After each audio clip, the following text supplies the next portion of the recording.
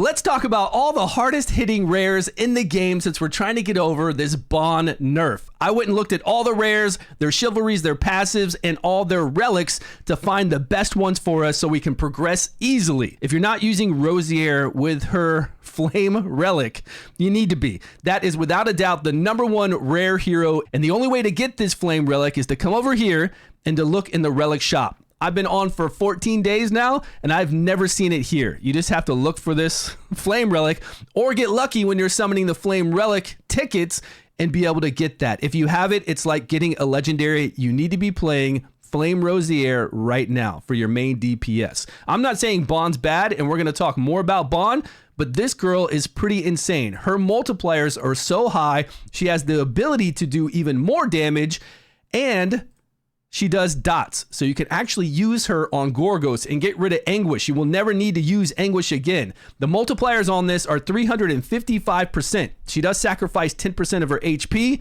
She does put up bleeds, and she has passives to put up even more bleeds. She's very reliable with dots for Gorgos. You will never need Anguish again. And we've got a 10% chance to do this ability to where you attack for quite a lot. It's massive damage. The thing with her is we don't get any more multipliers on this. It's 355% even with skill books. But that's fantastic because we're a new player. We're not going to have skill books forever. It takes a really long time to unlock it at 5-7 hard. Not a long time. 5-7 hard is not that difficult. What takes a long time is fighting these dungeons. These are the 2 hardest dungeons there are currently inside this. It's the one to get skill books and the one to get passive talismans, and they are difficult. So it's going to be a while before we have books to even max this out, and it takes so many books and it goes random into different abilities. So it's really nice that she has 355% of attack out the gate, and we never have to worry about increasing it. We never have to worry about skill books. She is the strongest by far. If you look at her 355% with her 10% chance to do that crazy hook ability and all the dots she's going to apply. Look at Arthur. Arthur's at 218% on his wind relic, which is his strongest relic, and it only goes up to 383. So we're already at 355. He's going to try to go up above that if you put a massive amount of books.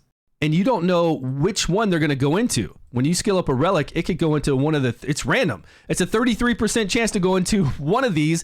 And for this is Arthur. So we would have to hit this 33% chance just to even go a little bit above her. Rosier with the flame relic. She's at 355. This guy goes up to 383, I think it was. And even then, when we look at the damage done in the codex, when we go over to the codex and we try these heroes out, they're fully decked out. And with the damage Arthur has, without his critical damage buff, he's doing 11k. Those are full crits, 11k with his C8, Chivalry 8, which gives him an additional hit. That's 11k damage he's doing.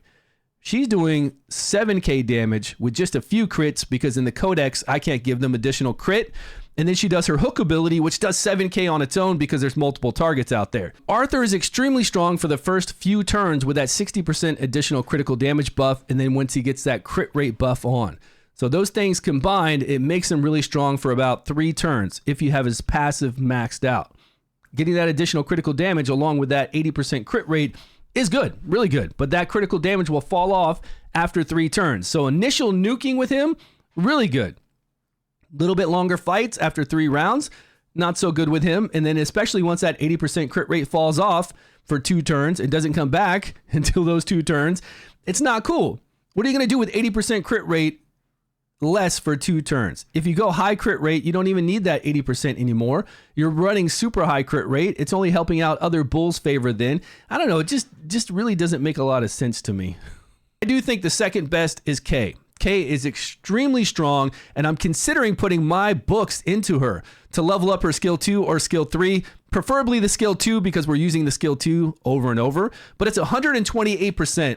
It goes up to 208%, and we get the crit rate and the critical damage buff. It is still by far, when I go into the codex and use that ability over and over, very powerful because we get her crit rate up to 80%. We get her critical damage increase up to 60% increase, and it's up all the time as long as she can continue to do her skill 2.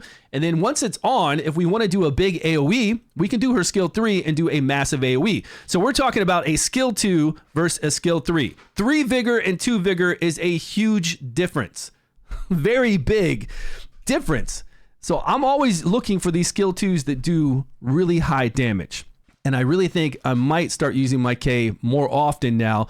And I'm still using my Bond. I'm not letting my Bond go. We'll talk about Ardoin here in a minute. We'll talk about Cormac. But Bond is still amazing, especially if you have his C3, Chivalry 3, or his Chivalry 4. 100% additional critical damage. C4 is so good when you're fighting Crom, the big worm that eats your party. You only get one person left. If he's the one left, you're doing enough damage to get somebody out, but then Crom kind of rears back and spits, does that big spit to kill somebody. Especially if you don't have a healer out.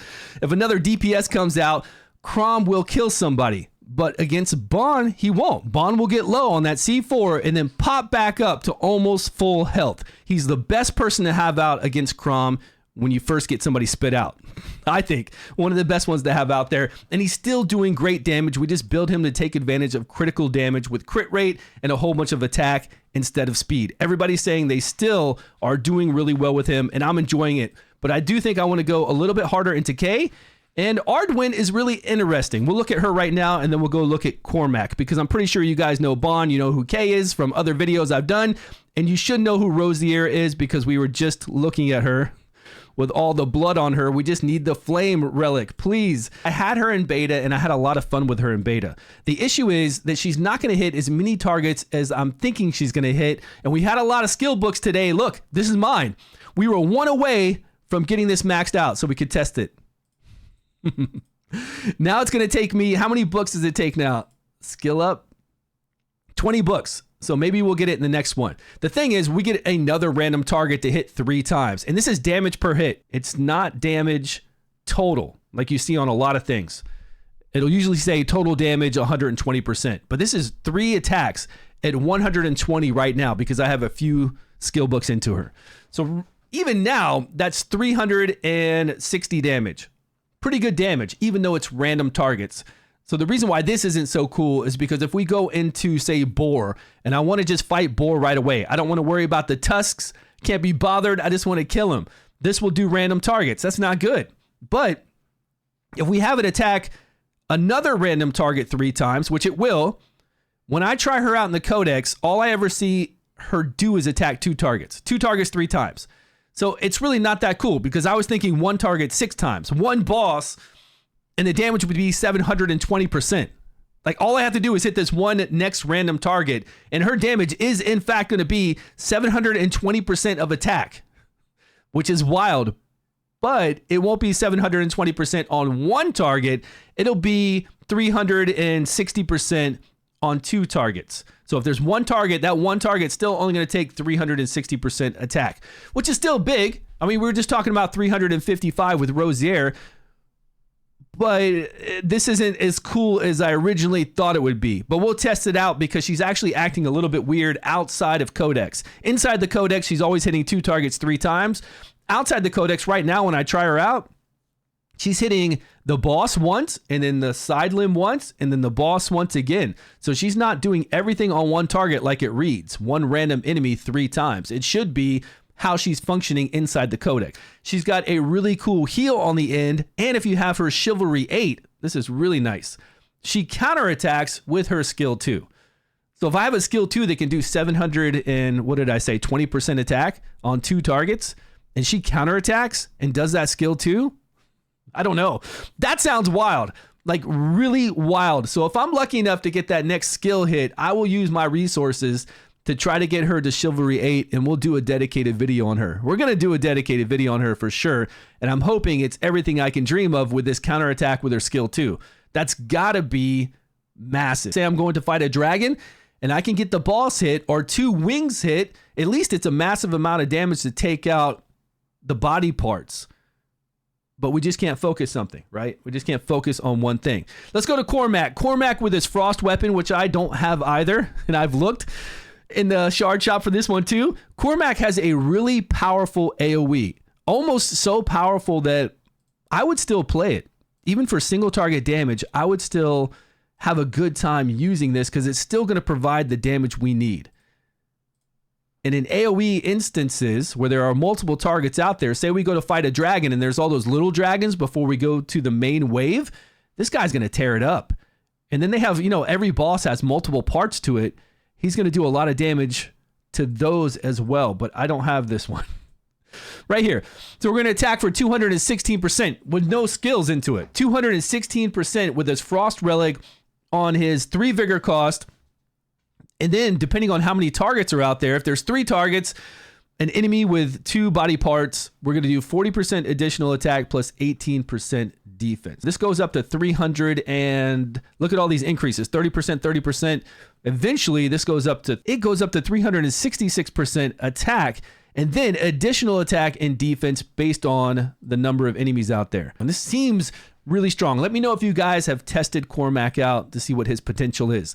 Now, I did look over all the other rares. I really did. I looked at Arthur so many times, trying to think, should I say level Arthur and use him as your main DPS? I don't agree with that. Nicholas. I tried out some things with Nicholas. He's not what you think he is, and we'll do a dedicated video on Nicholas. Urion, I looked at his fire. I looked at his frost. Too many conditions, and even still, it's not enough damage unless these conditions are met, like under 50% HP. And even then, I felt like it was still a little lacking. I couldn't make her do a lot of damage yet until we get her C8. Then we can check it out. I didn't really look at Boars too much to see if there's anything there that we could use as a main DPSer, but I don't think there is. This girl's got too much about control. I wish she could be a main damage dealer because her abilities look cool. When she throws her mace, the animations look really good.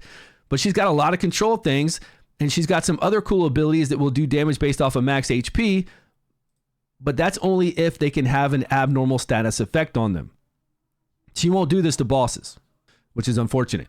So you guys let me know your top picks. Let me know if you agree with what I've got here. Let me know if you have any sleeper rares that are doing insane damage, because this is it. We've got Rosier, Kay, Ardoin, Bon.